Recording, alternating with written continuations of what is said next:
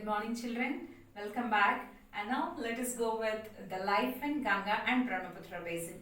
Yesterday we have learned about the life in Amazon basin and where is it located? In the tropical region. And now this Ganga and Brahmaputra basin is located in subtropical region. So this is the equator and this is the tropical zone, and this area is called as subtropical.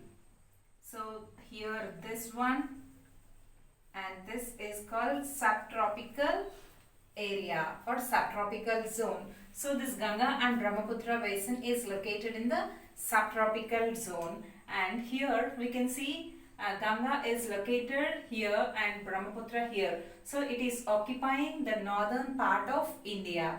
So it is occupying the northern part of India. Here the Ganga originates from Gangotri glaciers in Himalayas, and here this area is Ganga basin and this area is Brahmaputra basin. So if suppose this is Ganga and it is having key tributaries, means streams of water. Tributaries means nothing but streams of water. The key tributaries of Ganga are Yamuna, Son, Kosi, Gandak. So all these are the key tributaries that are mixing with Ganga river. And now let us see Brahmaputra basin. Here this Brahmaputra basin is originated near the Yarlan Sangpo, that is located in Tibet. So this Brahmaputra basin has originated near Yarlan Sangpo in Tibet, and it is flowing towards east side. This Brahmaputra is flowing towards east side and it is reaching Arunachal Pradesh. From there it is coming and joining with Assam, and from there it is passing through Bangladesh. And here in Bangladesh both Ganga and Brahmaputra join together. Near Bangladesh both Ganga and Brahmaputra join together, and from there it is flowing towards Bay of Bengal. So the Brahmaputra basin has originated near Yarlan Sangpo in Tibet, and from there it is flowing towards east side. It is reaching Arunachal Pradesh. From Arunachal Pradesh it is passing through Assam, and from Assam it is reaching Bangladesh. So Bangladesh is the place where both Ganga and Brahmaputra join together, and from there it is passing to Bay of Bengal. So it forms the largest delta of the world, and that delta is called as Sundarban Delta, and most of the Bangladesh area is covered with this delta. If we see the climate of Ganga and Brahmaputra basin, here the summers are very hot and winters are cold, and the southwest monsoon winds blow and bring rainfall from June to September. So the southwest monsoon winds bring rainfall from June to September. And now let us move on to the natural vegetation. Here the people, those who are living in this Ganga and Brahmaputra basin, they are clearing forests to grow their own crops. So with their own greediness they are destroying the forests and they were growing their own crops. And the delta region is home for largest mangrove forests. The delta region that is there near the Bangladesh area, it is called as Sundarban Delta, and in that Sundarban Delta we can see mangrove trees. These are a kind of trees which grow in brackish water. Brackish means it is a kind of salty water, and those trees grow in that area, and that forest is called as mangrove forest. And the mountain area have tropical evergreen forest and deciduous forest. So the mountain area or hilly area is having tropical evergreen forest. Tropical evergreen forest means here the trees will have leaves all throughout the year. So those are called as tropical evergreen. So greenery will be there all throughout the year. So those are called as tropical evergreen forest. And the deciduous forest, here the leaves, the trees will shed leaves at a particular time in a year. So those kind of forests are called as deciduous forest. So both tropical evergreen forests and deciduous forests we can see near the mountain area or hilly area. So in area like Uttarakhand and Arunachal Pradesh, we have coniferous trees like pine, cedar, deodar and fir. Coniferous means somewhat like cone shaped or a triangle shaped kind of trees are found in Uttarakhand and Arunachal Pradesh. And even we can see this kind of trees near Canada and all. So we can see the trees like pine, cedar, deodar, all these are found near the area like Uttarakhand and Arunachal Pradesh, because the climate there will be very cold. So it is suitable for these kind of trees.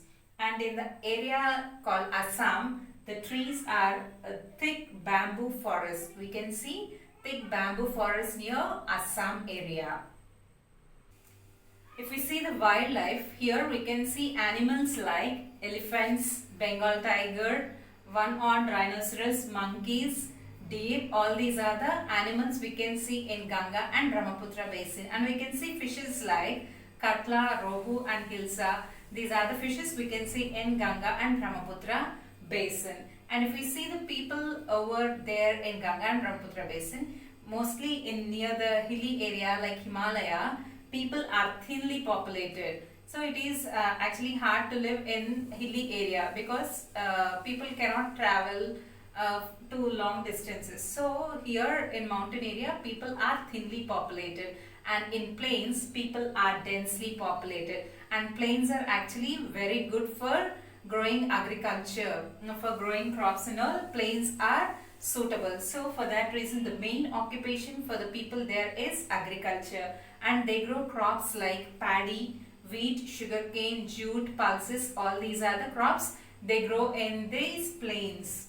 And especially tea is grown in Assam and West Bengal. Not only in Assam and West Bengal, we can see these tea crops in Ooty and in Kerala, and in all these kind of hilly areas we can see these tea crops.